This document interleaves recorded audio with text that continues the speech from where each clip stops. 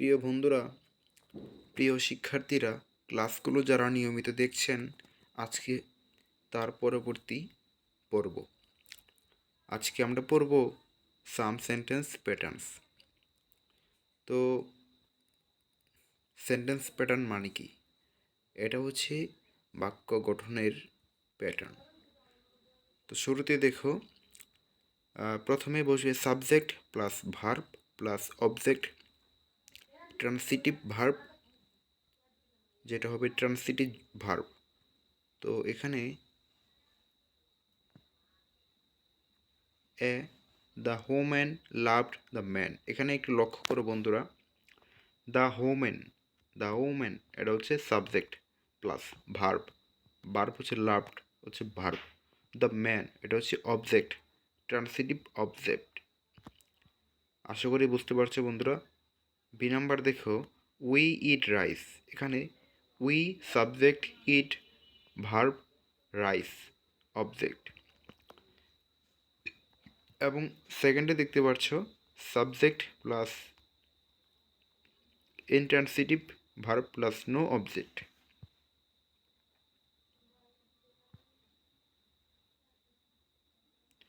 এখানে উদাহরণ হচ্ছে হি স্লিপস, এখানে he subject plus intransitive sleep. তারপর হচ্ছে a coach stopped, a coach stopped, a coach subject stopped intransitive verb. এবং third number আমরা আরেকটি প্যাটার্ন লক্ষ্য করছি, এখানে subject plus verb plus transitive plus indirect object plus direct object.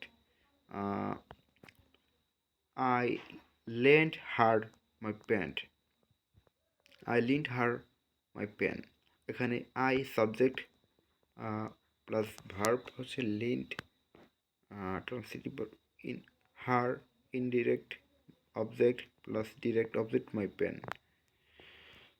The old man told us a story, এখানে the old man subject plus verb transitive plus indirect object told us direct plus direct object a story। এবং 4 number S or subject plus bt verb transitive plus direct object plus prep plus indirect prepositional object, এখানে I lent my pen to her, I bought a watch for my friend। 5 number দেখতে পাচ্ছেন subject plus linking verb plus complement. There was rather unlucky, the detective became an inspector। Subject plus verb plus adverbials, the cat was over the arm, the conference is every year। Subject plus verb plus object plus complement, they call the inspector sir। Subject plus verb transitive plus object plus adverbial, he put the coat over his arm। Subject plus verb plus object plus adverbial, the boy pushed the door open, you have made your shirt dirty। তো বাক্যের subject অংশটুকু বাদে verb ও object সহ বাকি অংশ predicate. তো বাক্যে subject অংশটুকু বাদে ভার্ব ও অবজেক্ট সহ বাকি অংশ প্রেডিকেট। সাবজেক্ট ও অবজেক্ট এর কোয়ালিফাইং ওয়ার্ডগুলো অবশ্যই অ্যাডজেক্টিভ বা অ্যাডভার্ব ফ্রেজ এবং ভার্বের মডিফাইং ওয়ার্ডগুলো অ্যাডভার্ব বা অ্যাডভার্ব ফ্রেজ, এদেরকে অ্যাডজাক্টস অলঙ্কার বলে। ফরমেশন অফ সেন্টেন্স বা বাক্য গঠনে টেকনোলজি আমরা অনেকটা রপ্ত করতে পেরেছি বলে মনে করি। সাবজেক্ট, প্রেডিকেট এবং অ্যানজেক্স এর প্রয়োজনীয় উপাদান, এলিমেন্টসগুলোর বিন্যাস আমরা জেনেছি। এখন আমরা সেন্টেন্স গঠনে মোটামুটি সক্ষম। কিন্তু একটা কথা আমাদের আলোচনায় বারবার এসেছে যে ভার্ব ছাড়া কোনো সেন্টেন্স হয় না। Verb is the soul of a sentence, অর্থাৎ ভার্বই সেন্টেন্সের প্রাণ বা আত্মা। একটি সেন্টেন্সকে যদি রাষ্ট্র স্টেট ধরা হয় তবে ভার্ব ওই স্টেট এর গভর্নমেন্ট। আমরা জানি সাবজেক্ট এর পরেই সাধারণত ভার্ব বসে, কিন্তু ভার্ব এর ভ্যারিয়েশন প্রচুর। এই ভার্বের গণ্ডির মধ্যেই ভার্বের ভ্যারিয়েশন ঘটে। কখনো নানা কারণে এই ভার্ব বিভিন্ন ফর্ম গ্রহণ এবং অবজিলারি ভার্ব গ্রহণ করে। আবার বিভিন্ন অবজিলারি ভার্ব এর উপস্থিতিতে একই ভার্ব বিভিন্ন অর্থ প্রকাশ করে ইত্যাদি নানা ধরনের ভার্বিয়েশন বা বিচিত্র ভার্ব এর গণ্ডিতে থাকে। কাজেই এই ভার্বিয়েশন বুঝতে হলে ভার্বের বিভিন্ন প্রকারভেদ এবং উহাদের ব্যবহার বা উপযুক্ত প্রয়োগ সম্বন্ধে বিস্তারিত জানতে হবে, এবং আমি মনে করি এই প্যারায় এসে তা জানতে পারলেই ইংলিশ ল্যাঙ্গুয়েজের গ্রামার বা টেকনোলজি সম্বন্ধে 80% জানা সম্পন্ন। তাহলে এবার আমরা ভার্ব সম্পর্কে অত্যন্ত যত্ন সহকারে, যুক্তি সহকারে এবং সতর্কতার সাথে জানার চেষ্টা করব। আবারও বলছি, গ্রামার বা ভার্ব একটি গুরুত্বপূর্ণ অধ্যায়। বিভিন্ন কারণে আমরা দৃষ্টিকোণ বিচার করে ভার্বকে বিভিন্ন শ্রেণীতে ভাগ করা হয়। যেমন অবজেক্ট বিচারে ভার্ব দুই প্রকার, ট্রান্সিটিভ এবং ইন্ট্রান্সিটিভ। আবার বিভিন্ন ফর্মের গঠন বিচারে দুই প্রকার, যথা স্ট্রং ভার্ব এবং উইক ভার্ব। আবার ফাংশন বিচারে দুই প্রকার, principal verb, auxiliary verb. Functioning বিচারে দুই প্রকার, প্রিন্সিপাল ভার্ব, অক্সিলারি ভার্ব। এভাবেই বিভিন্ন প্রেক্ষিতে ভার্বের শ্রেণীবিভাগ নিম্নরূপ। ভার্ব, এখানে আপনারা একটা ছক দেখতে পাচ্ছেন, ট্রান্সিটিভ সকর্ম এবং ইনট্রান্সিটিভ অকর্ম। Transitive verb with object. Strong verb, যে সকল ভার্বের ভাওয়েল পরিবর্তন করে বা পুরো ওয়ার্ডকে বদলে দিয়ে পাস্ট ফর্ম বা পাস্ট পার্টিসিপল ফর্ম গঠন করা হয়, যেমন রাইট, রোড, রিটেন বা গো, ওয়েন্ট, গন।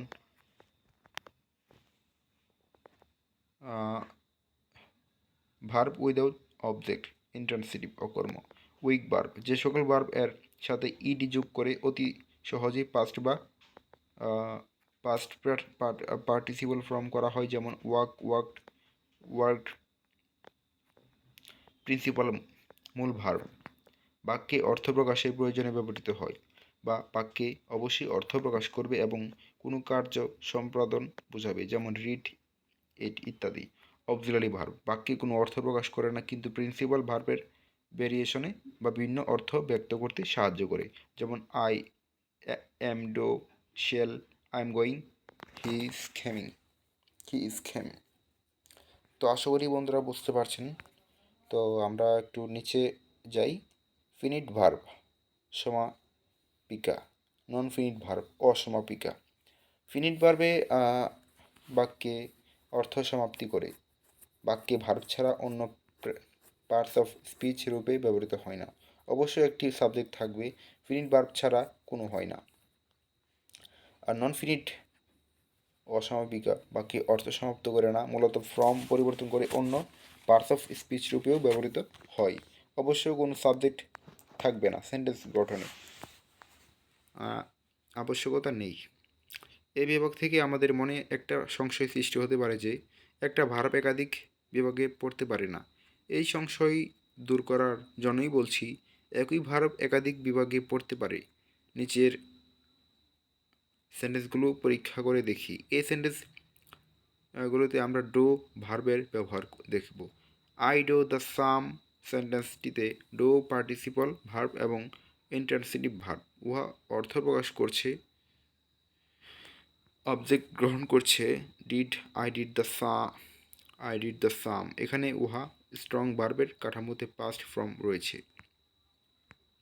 তো আই ডো নট গো, এখানে ডো অক্সিলারি ভার্ব, গো ভার্বকে নাবোধক ভার্ব ভাব প্রকাশে সাহায্য করছে এবং প্রতি ক্ষেত্রেই ডো ফিনিট ভার্ব রূপে ব্যবহৃত হয়েছে এবং প্রতিটি সেন্টেন্সই আই ডো ভার্বের subject. I got the sum done by him বাক্যটিতে ডো নট ফিনিট ফ্রম আছে, কাজেই একই ভার্ব ওহার ফানিশিং অনুযায়ী বিভিন্ন বিভাগে অন্তর্ভুক্ত হয়। ট্রান্সিটিভ ভার্ব, যে ভার্বের অবজেক্ট থাকে তাকে ট্রান্সিটিভ ভার্ব বলে। I eat rice. Intransitive verb, যে ভার্বের অবজেক্ট থাকে না তাকে ইনট্রান্সিটিভ ভার্ব বলে। এবং উই স্লিপ।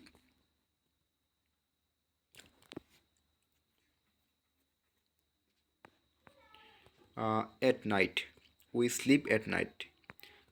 স্ট্রং ভার্ব, যে ভার্ব বিভিন্ন ফর্ম গঠন করার সময় বাওয়েল পরিবর্তন করে বা বিভিন্ন ওয়ার্ড গ্রহণ করে বা ইংলিশ যুক্ত ইএনজি ইএন যুক্ত হয়ে পাস্ট এবং পাস্ট পার্টিসিপল গঠন করে তাকে স্ট্রং ভার্ব বলে।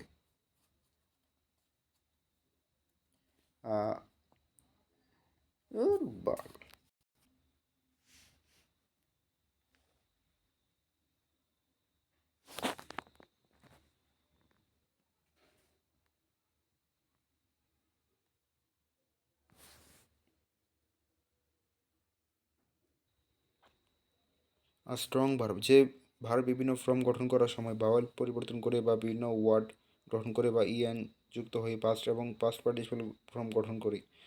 রোট, রোটেড, রিটার্ন বাওয়েলের পরিবর্তে ইএন যুক্ত। গো, ওয়েন্ট, গোন ভিন্ন শব্দ। উইক ভার্ব, যে ভার্ব সাধারণত ইএন যুক্ত হয়ে পাস্ট এবং পাস্ট পার্টিসিপল ফর্ম হয়, যেমন ওয়ার্ক, ওয়ার্কড, ওয়ার্কড। আরও কিছু ভার্ব আছে যা স্ট্রং ভার্বও হয় এবং উইক ভার্বও হয়, কিন্তু স্ট্রং ভার্বের এক অর্থ দেয় এবং উইক ভার্বের অন্য অর্থ দেয়, যেমন hang, hang, hang, hung, hung. Strong verb কোনো কিছু বোঝানো। Strong hang, hung, hanged, hanged. Weak verb ফাঁসি দেওয়া। প্রিন্সিপাল ভার্ব, বাক্যে অর্থ প্রকাশে প্রয়োজনে যে ভার্ব ব্যবহৃত হয় তাকে প্রিন্সিপাল ভার্ব বলে। উহা দ্বারা কোনো কার্য সম্পাদনা করা বোঝায়, যেমন I am reading a book বাক্যটিতে রিড প্রিন্সিপাল ভার্ব রূপে ব্যবহৃত হয়েছে। কোনো কারণে প্রিন্সিপাল ভার্ব এর নন ফিনিট ফর্ম হলে উহা পূর্বে একটি অবজিলারি ভার্ব বসবে এবং অবজিলারি ভার্বটির finite form present or past form হবে, কারণ সাবজেক্ট এর পরে অবশ্যই ফিনিট ভার্ব থাকতে হবে। অবজিলারি ভার্ব, যে সকল ভার্ব বাক্যে অর্থ প্রকাশ করে না কিন্তু প্রিন্সিপাল ভার্ব এর যথার্থ অর্থ প্রকাশে সাহায্য করে এবং যে কোনো কারণে নন ফিনিট ফর্ম হলে অবশ্যই বাক্যে সাবজেক্টকে ফিনিট ভার্ব সরবরাহ করে এবং কোনো অর্থ প্রকাশ করে না তাকে অবজিলারি ভার্ব বলে। তো আজকে এ পর্যন্তই, পরবর্তীতে অন্য বিষয় নিয়ে আলোচনা করব।